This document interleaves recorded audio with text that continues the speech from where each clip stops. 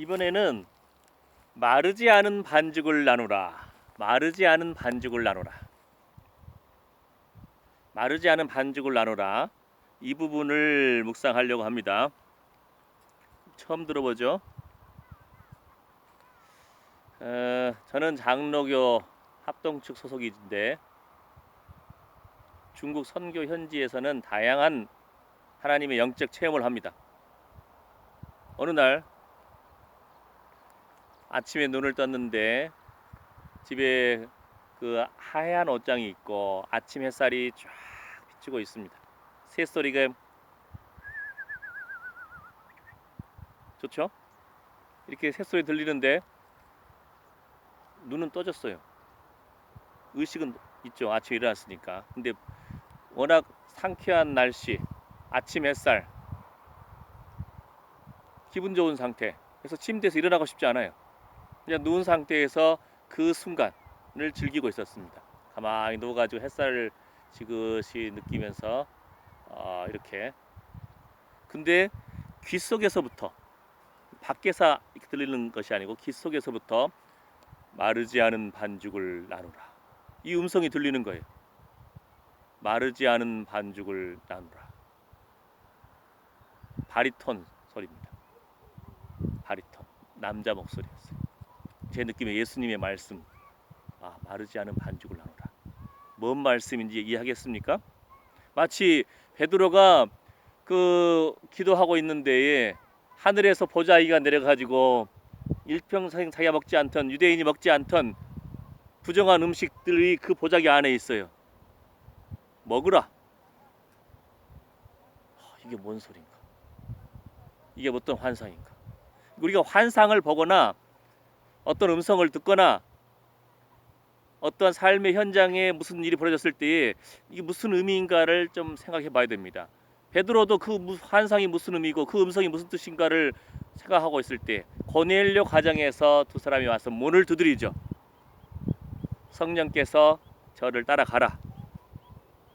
그러니까 이방인의 전도를 처음 시작한 사람이 베드로였습니다. 베드로에 관련된 묵상 중에서 하나 감동적인 것은 뭐냐 하면은요, 초대교회에 주님이 너는 반석이라, 개바, 베드로라, 이 반석 위에 내 교회를 세우리니. 초대교회에서 성령의 기름 부음의 역사, 성령의 임하시는 역사가 있었을 때의 장면을 기억하시죠? 오순절에 성령의 그 기름 부으심, 그 다음에 사도행전 2장 또 4장 사도행전 또 고넬료 가정에서의 그 공통점이 뭔지 아십니까? 그 모든 현장에 베드로가 있었다는 겁니다. 하나님의 성령의 역사가 임했습니다. 그런데 계속적으로 이방인 선교에 순종하지 못했을 때 이제는 사도 바울이 이방의 빛으로 쓰임 받습니다. 그래서 오늘 핵심은 뭐냐? 마르지 않은 반죽을 나누라 속에서 저의 비전의 하나입니다. 그것을 저는 나다나엘 전도라고 합니다. 마르지 않은 반죽을 나누라. 저는 이 음성을 듣고도 계속 묵상하고 연구하면서 이게 이런 의미였구나라고 1, 2년이 지나서 알았습니다. 그동안 계속 묵상하고 연구했죠. 자, 이런 일도 있었습니다. 북경에 온 지 몇 년 안 된 어느 날, 북경에는 오다거우라고 하는 데가 있습니다. 오도구, 그 청와대학, 북경대학 그 지역입니다. 거기에 서교 호텔이라는 데가 있어요. 시자오 賓馆, 그다음에 어언대, 옛날에는 어언 학원이라고 했어요. 위엔, 学院, 위엔 다슈. 거기에 제가 아들도 있어서 아들을 태우고 세발 자전거 가지고, 꼭 우리 옛날에 짐 실는 자전거 같은데 그걸 스몰, 작은 사이즈로, 그거 3륜 자전거가 있어요. 그걸 타고 평상시 다닙니다. 그런데 제가 어언대 방향으로 가는 서교 호텔로 가는 그 아파트가 똥왕庄이라고 그러는데 그쪽 지역을 가고 있었습니다. 어언대 쪽으로 해서 서교 호텔 그쪽 길이 있어요. 북경 가보신 분은 알 거예요. 표로 그려줄까요? 이게 서교 호텔 들어가는 이쪽 길도 있고요. 서교 호텔이 있으면은 이쪽에서 밑으로 해가지고 어언대 쪽으로 가는 골목길이 또 있습니다. 근데 이 길을 제가 가고 있는데 그것도 세발 자전거 그걸 타고 이제 짐 싣는 자전거 같은 한 중국 자매가 앞에서 자전거를 몰고 뒤에 또 중국 자매가 앉아 있어요. 이 두 사람이 저를 딱 지나가는데 뒤에 앉아 있는 중국 자매가 저를 딱 보면서 웃고 지나가는 거예요. 그러니까 제가 중국 아가씨가 나를 보고 웃고 지나갔어? 그럼 나도 추월을 하면서 지나간 다음에 웃어줘야지. 이런 마음으로 그 세발 자전거 열심히 막 굴려가지고 그 사람을 지난 다음에 웃어줬어요. 그랬는데 앞에 운전하고 자전거는 어언대 방향으로 가고 그 뒤에 앉아있던 아가씨가 딱 내려가지고 저한테 딱 오면서 중국말로 예수님 사랑하냐? 이렇게 질문하는 거예요. 십자가를 딱 그으면서 이렇게. 제가 외국 사람인 것을 눈치챘는지 예. 보통은 당신 예수님을 믿습니까? 네 신주마? 이렇게 하든지 이렇게 예수님 믿습니까? 이렇게 질문하는 것이 정상이잖아요. 그런데 예수님 사랑하십니까? 이렇게 질문한 거예요. 그래서 당연하지.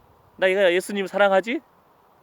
너 어떻게 알았어? 그랬더니 그 자매가 자전거 뒤에 앉아가지고 기도하면서 가는데 내적 음성이 들리더랍니다. 저 앞에 파란색 옷을 입고 가는 아이가 보이느냐? 저 아이가 나를 사랑한단다. 그러니까 이 중국 자매가 가정교회 지도자였어요. 저를 뒤통수만 보다가 궁금한 거죠. 그래서 딱 지나가면서 딱 웃으면서 간 거예요. 이 사람이었구나. 하나님께서 내적 음성으로 들려주신 그 사람이. 저는 그것도 모르고 중국 자매가 저를 보고 웃고 지나간다고 해서 그냥 저도 장난기 있게 지나가면서 웃어줬잖아요. 여러분 삶 가운데 다양한 만남이 있고 하나님의 살아계신 그런 표징들이 임할 것입니다. 자, 그래서 비전 중에 하나는 뭐냐? 중국에서 20년을 살았죠. 또 중국에서 많은 사람을 만났죠. 한국 땅도 마찬가지지만 많은 청년들, 어른도 마찬가지지만 사람들이 갈 바를 알지 못하고 행한다. 무엇을 해야 좋을지, 어디로 가야 좋을지. 우리 인생이 불안하잖아요. 그래서 내가 너의 갈 길을 가르쳐 보이고 너를 주목하여 훈계하리로다. 그 사람의 정체성을 불러일으키는, 마치 그 영성 진맥과 치유 지금 여러 가지 하고 있잖아요. 그런 것처럼 그 사람의 정체성, 하나님께서 그 사람을 향하신 계획하심, 그 사람이 하나님을 향한 갈급함, 이 두 가지가 탁 열어주는 이런 사역을 하면 얼마나 재밌겠습니까? 그게 제 비전 중에 하나입니다. 그래서 그렇다면 어떻게 열어줄 수 있을 것인가? 막 그렇게 연구했을 거 아닙니까? 그죠? 그런 비전 부분을 명칭을 저는 나다나엘 전도라고 했습니다. 나다나엘이 누군지 아시죠?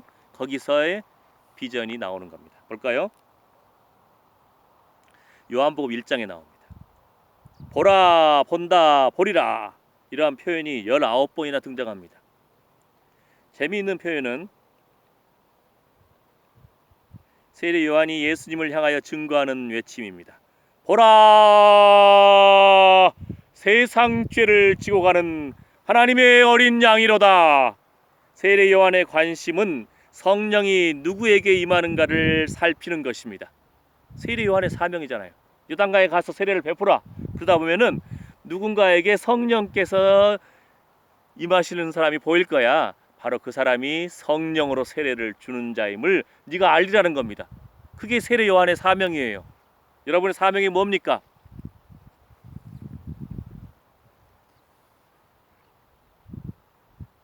여러분 사명이 뭡니까? 너 인생 사는 목적이 뭐니? 이런 질문 들었을 때 뭐라고 하시겠습니까? 바로 어제가 부활주일이었습니다. 예수님의 사명이 뭡니까? 그 앞에 있는 즐거움을 위하여 십자가를 참으사 우리 죄를 짊어지시고 3일 만에 부활 승리하셨습니다. 예수님은 그의 삶의 순간순간마다 복음을 전하고 천국 복음을 증거하고 귀신을 쫓아내고 전도하고 저녁이면은 감람산에 오셔서 쉬시더라. 예루살렘을 가보신 분들이 그럽니다. 감람산에 보면은 거기서 예루살렘이 잘 보인다는 거예요.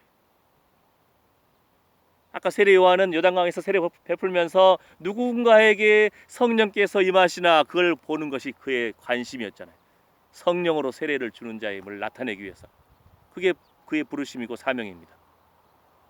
예수님의 부르심과 사명은 우리의 죄를 짊어지시고 예언대로 오셔서 십자가를 짊어지시고 예언대로 부활 승리하심으로 우리를 의롭게 하셨습니다. 하나님의 자녀를 삼으셨습니다. 하나님이 우리의 하나님이시고 우리는 하나님의 백성이요 하나님의 자녀입니다.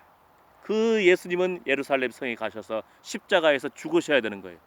그러니까 예루살렘을 바라보기 위해서 사역하시고 밤마다 감람산으로 오신 자. 감람산 중간 부분이 겟셋만의 동산이 있는 거예요. 감람산, 올리브 동산. 올리브를 짜듯이 주님이 정말 피땀 흘린 기도를 하시지 않습니까? 여러분의 사명이 무엇입니까? 여러분의 비전이 무엇입니까? 자, 그래서 세상 죄를 지고 가는 하나님의 어린 양이로다. 보라!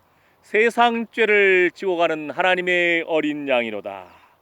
세례 요한의 관심은 성령이 누구에게 임하는가를 살피는 것입니다. 세례를 주면서 성령이 내려서 머무는 이가 성령으로 세례를 주는 분이라는 것을 알았기 때문입니다. 마침내 예수님 위에 성령이 내려 머무는 것을 보고 힘차게 광야에 외치는 자의 소리를 바란 것입니다. 그의 소망이 이루어지는 순간입니다. 당신의 소망은 무엇입니까? 나다나엘 전도.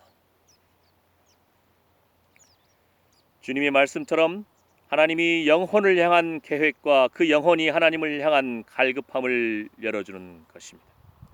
나다나엘이 빌립의 와 보라 이란 전도를 받고 예수께로 나아옵니다. 나사렛 예수를 만나보라 와 보라 했는데 처음에 나다나엘은 나사렛에서 무슨 선한 것이 나겠느냐 그랬는데 와 보라 그래서 가고 있어요.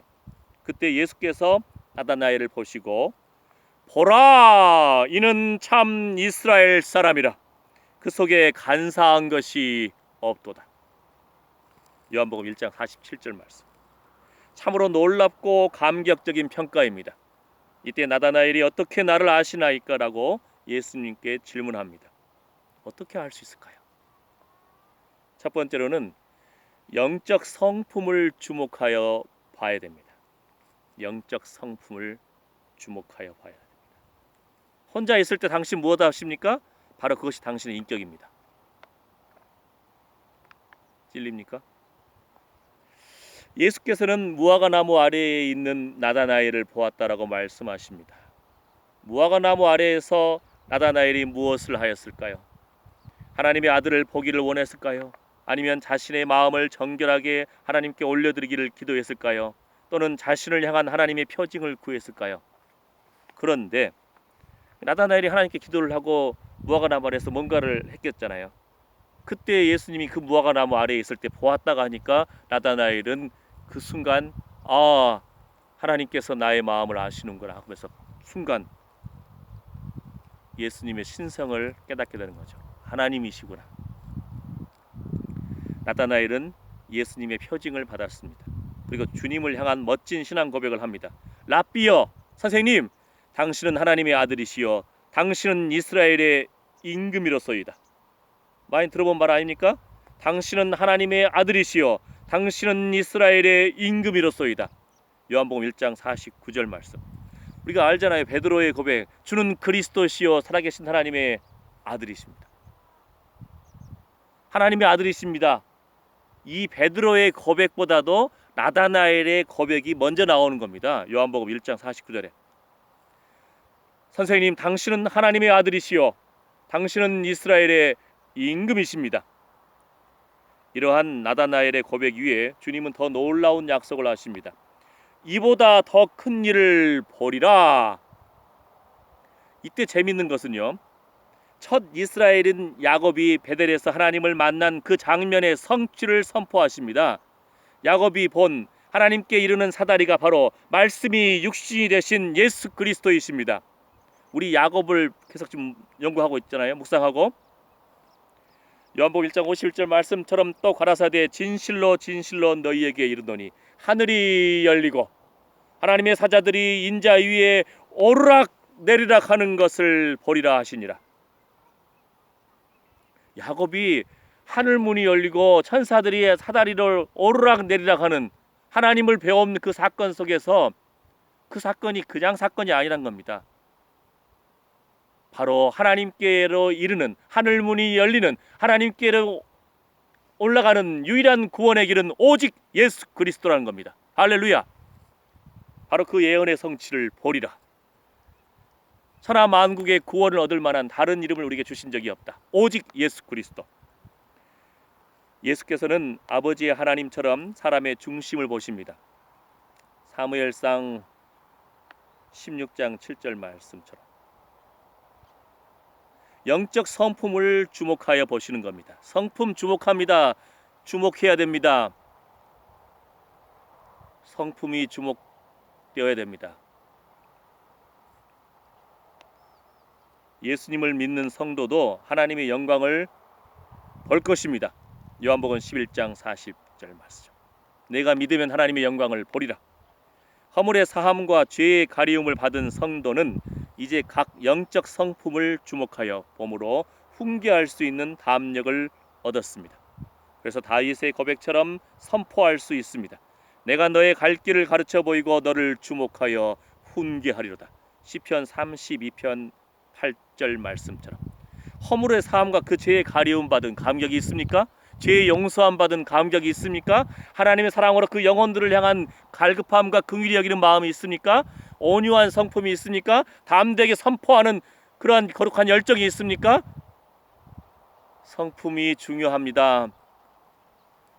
가시돋친 말들 혹은 칼로 찌름같이 함부로 말하고 다른 사람의 소중한 존중해야 될 그 인격을 하나님의 형상들은 지음받은 그 인격을 존중하지 않는 그러한 모습이 우리에게 있습니다. 회개해야 됩니다.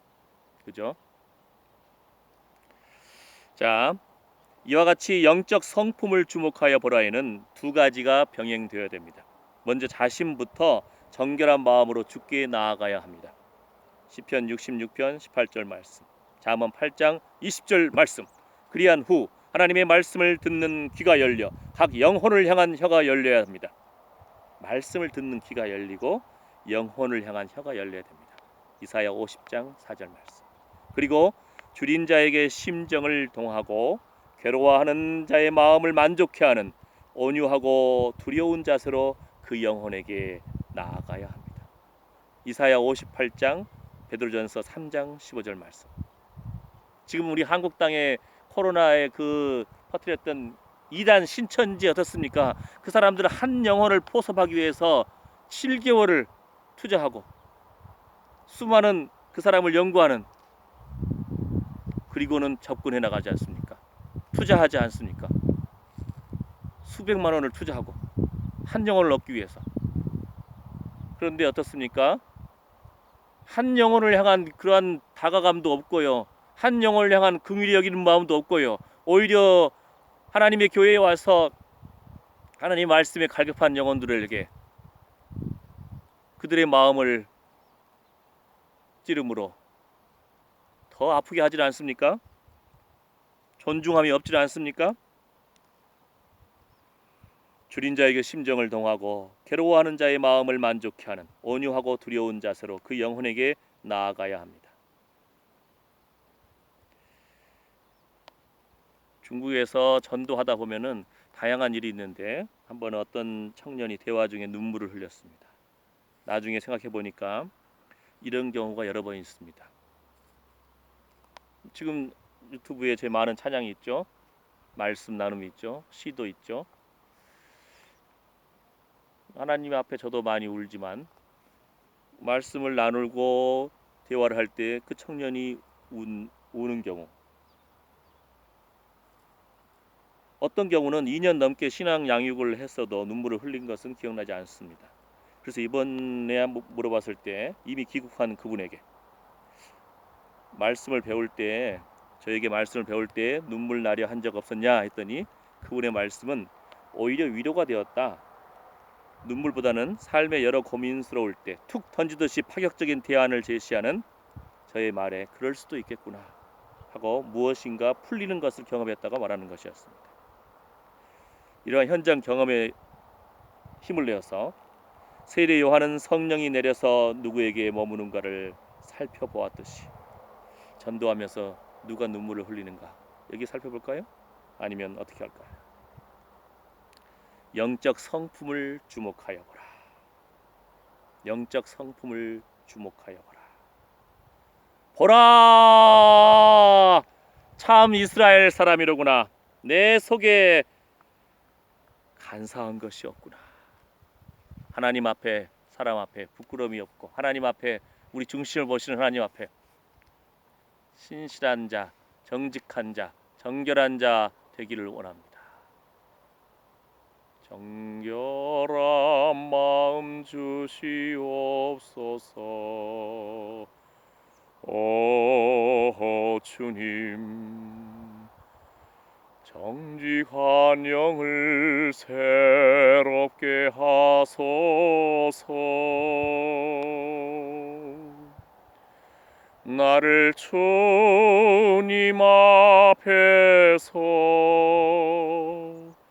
멀리 하지 마시고 주의 손